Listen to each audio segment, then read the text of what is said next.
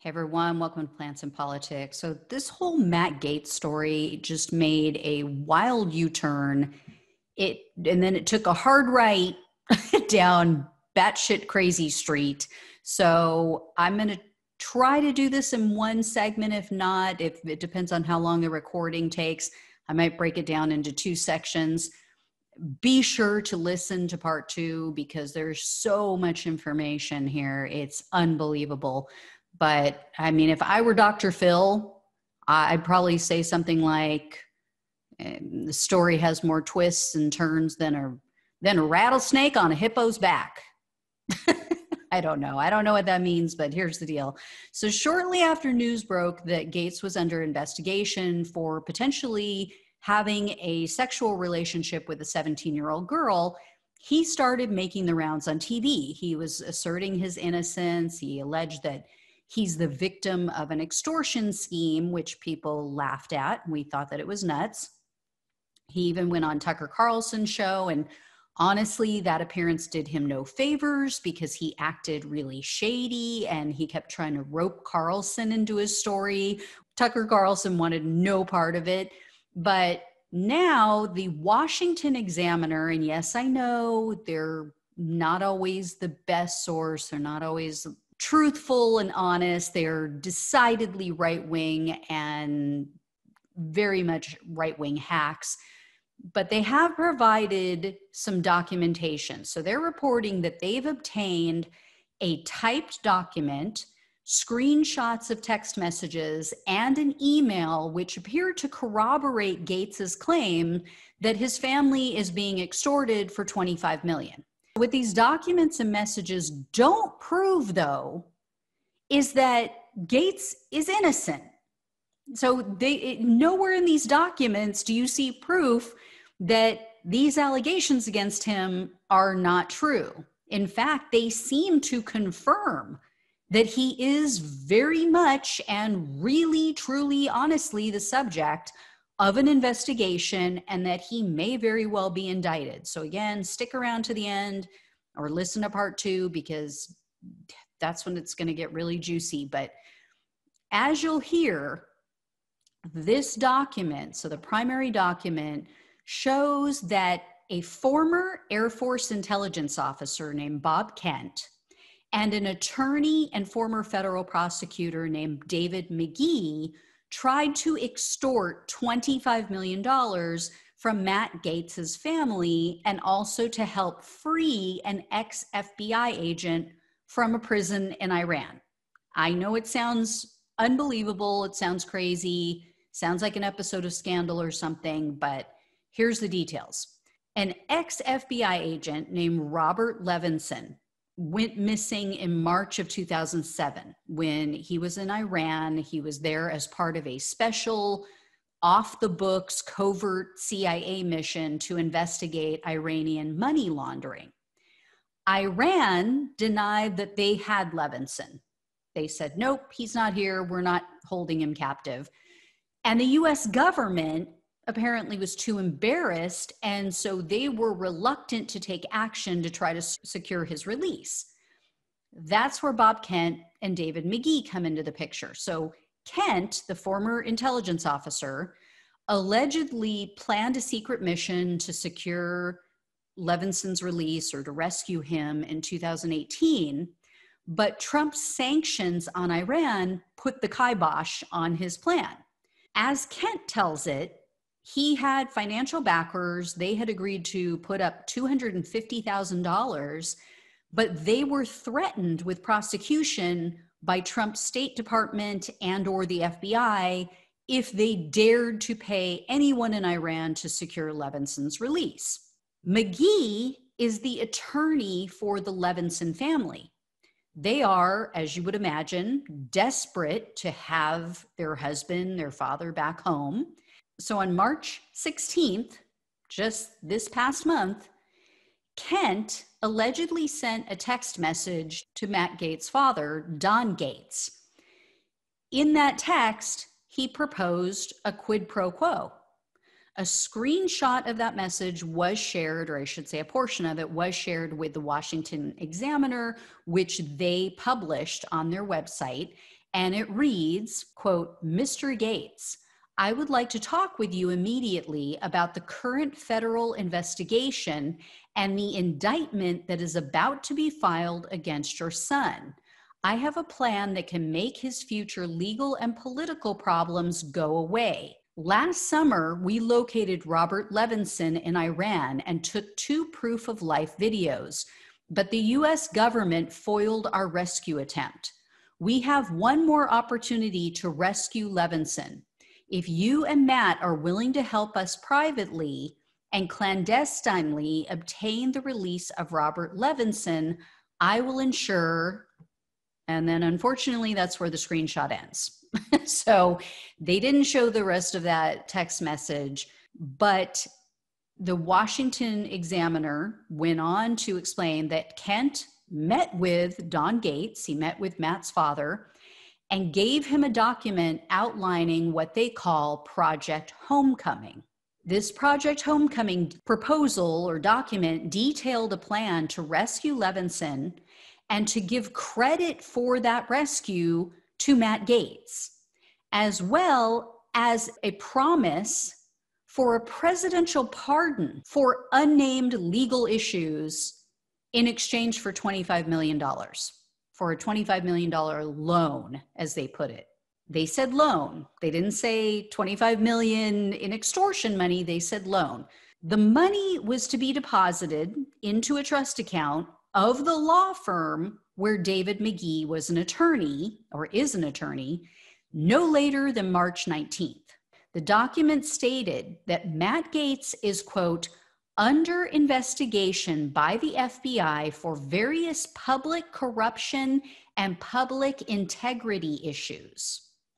It also noted that the FBI has knowledge of photos showing Matt Gaetz as well as an election official involved in a, quote, "sexual orgy with underage prostitutes in Maitland, Florida."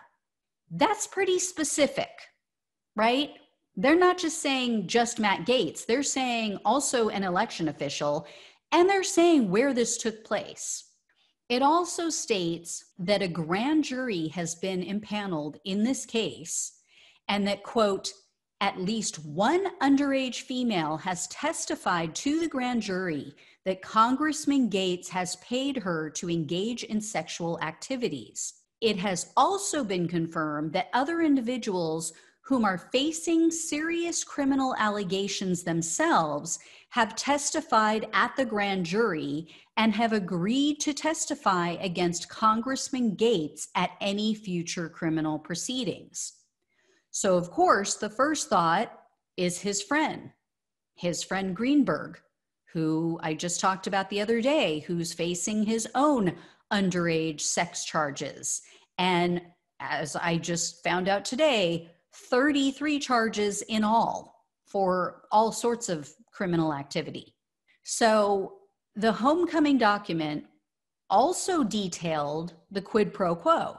It stated, quote, "in exchange for the funds being arranged and upon the release of Mr. Levinson, the team that delivers Mr. Levinson to the President of the United States shall strongly advocate that President Biden issue a presidential pardon or instruct the Department of Justice to terminate any and all investigations involving Congressman Gaetz."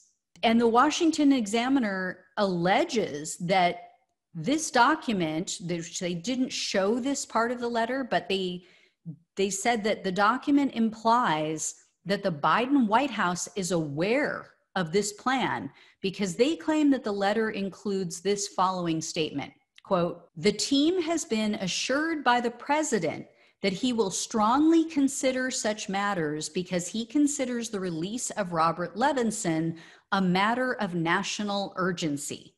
So again, they didn't provide a screenshot of that portion of the document, but they claim that that was included in that document. Also, in attendance at this alleged March 17th meeting with Don Gaetz and Kent was a man named Stephen Alford. Alford has a very lengthy criminal history, and it includes being convicted of fraud, grand theft, and extortion. In fact, he was just released from prison in March of 2019, and he's currently on probation. So Don Gaetz, Matt's father, shared a business card, and a screenshot was provided by the Washington Examiner. That business card showed Alford's name, and it showed a company name called Captum Consultants LLC. C-A-P like Paul, T like Tom, U-M like Mary, Captum. This business card was allegedly handed from Mr. Alford to Don Gaetz. So according to state records, this limited liability corporation was created in just April of 2020, so not even a year ago, or just a year ago. And McGee's law firm is the law firm that set up the articles of incorporation for that business. And it seems that McGee has many other connections to Alford. McGee's law firm also served as an agent for 4 of Alford's previous companies that were created between 2004 and 2006. And in addition, McGee represented Alford in a 2005 case in which Alford was eventually convicted of defrauding the U.S. Air Force. So he sold them some swampland.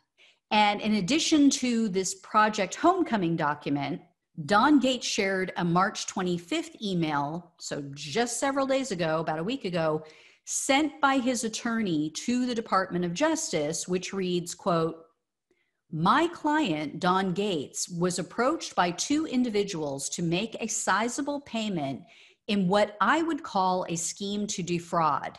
The FBI is not asking Don to voluntarily and proactively assist in their investigation, which Don is willing to do. Please confirm that your office and the FBI would like Don's assistance in this matter and that he will be working at the government's request."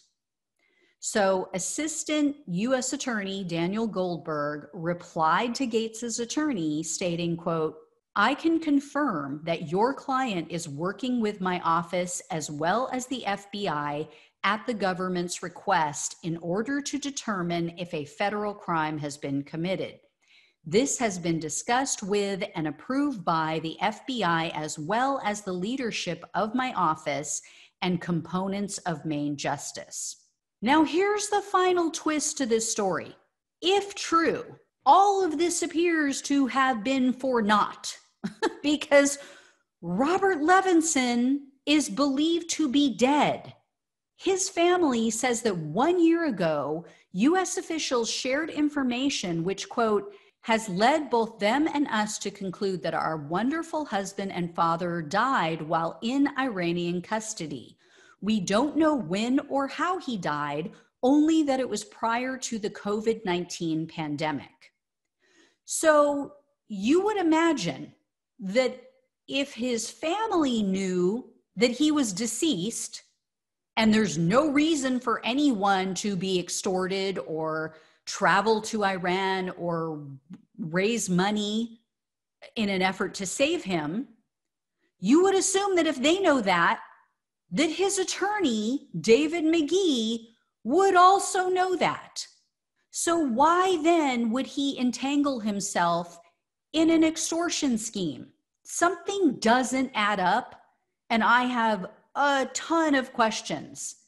Matt Gaetz has admitted to being contacted by the FBI regarding a probe into sex, right? Into sex with minors or something.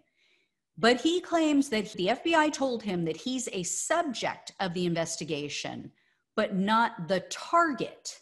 So he's involved, but he's not the person they're after. Are we supposed to believe that it's just a coincidence that Gaetz has recently been floating the idea of leaving Congress early and taking a job with right-wing news networks? And why would he blow up this undercover sting by announcing on national television that his father is wearing a wire and working with the FBI? It makes no sense. What we do know is that his daddy has a history of using his money and political influence to get his son out of difficult situations. He used his money and political influence in the past to get him out of his drunk driving charges. So what lengths would he go to in order to get him out of something that carries a 10-year prison term? We also know that this underage girl investigation began under Trump's Department of Justice. This began with Bill Barr as the head of the DOJ. So it can't be chalked up to a partisan hit job. They can't just say it's politically motivated, oh, it's fake news. Matt Gaetz has been a huge Trump supporter. I almost wonder, and this is just a theory, so this has not been reported anywhere. This hasn't been posited as a potential explanation, at least not to my knowledge. But I just wonder if Gaetz reached out to Alford, the guy with the criminal history, or maybe one of these other individuals. Maybe the Gaetz family attempted to strike some sort of deal first and asked for their help in making these allegations go away in this lawsuit. I don't know. It just seems almost unbelievable that someone would be stupid enough to document their extortion plan in such painstaking detail and put it in writing. And these are not stupid people. We're talking about a high-powered attorney. We're talking about an intelligence officer. They're not dumb. So unless, this is the other side of the coin, unless they know for a fact that the allegations against Gaetz are real and that he is actually, in fact, about to be indicted. In that case, they would, in their mind, I would think, believe that his family would never in a million years report their extortion and go public. And if that's the case, then how freaking gross. These men are willing to look the other way and allow underage prostitution to slide in exchange for what they want. I mean, it's a very real possibility that everyone involved is telling the truth. Matt Gaetz and his family may very well be the targets of extortion, but that doesn't mean that he's not guilty of what he's being accused of. It could be that Matt Gaetz is also on the verge of indictment for having sex with underage girls or underage prostitutes or something similar. All of this could be true. But again, why would the attorney of the family, if the family is saying a year ago they knew that he was deceased, that they lost him, why then would his attorney stick his neck out, go to these lengths, risk his license to practice law, risk everything and jail time to try to get a deceased man back home? I get if it was for the 25 million, I would get it. But again, this isn't a stupid person. Why would they put everything in writing? It just stinks to high heaven. There's more to the story. I am sure of it. I will absolutely keep you guys posted. As always, please like, share, and subscribe. Thank you so much for watching and listening. Take care, and I'll talk with you soon.